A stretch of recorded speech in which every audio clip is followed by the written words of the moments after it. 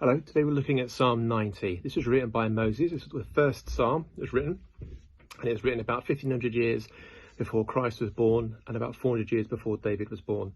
It's thought to be that it was written around about the end of the time of the Israelites going through the desert. It's into three themes.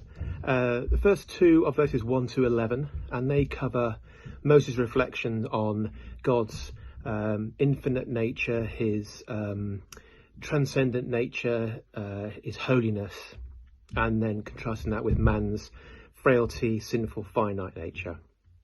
In verse 12 to 17, he pleads for God's mercy, compassion, and he focuses on God's faithfulness.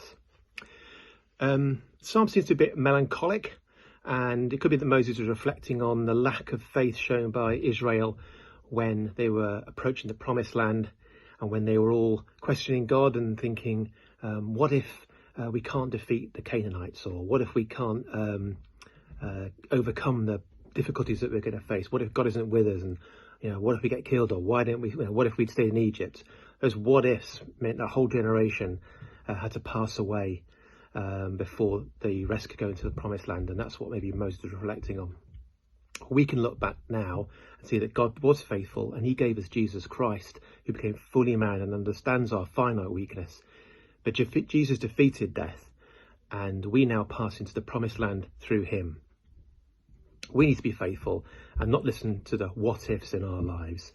When we come across situations that are the what ifs, we need to remember and ignore the anxious if and concentrate on the more real if, the infinite God against the finite man, and if you let me get away with bad spelling, the faithful God. Finally, verse 14 reminds me of another part of the Bible which is a bit melancholic. Lamentations 3:21 to 23. It sits nicely with Psalm 90. It reads, "But this I call to mind, and therefore I have hope. The steadfast love of the Lord never ceases. His mercies never come to an end. They are new every morning. Great is your faithfulness." Have a good day.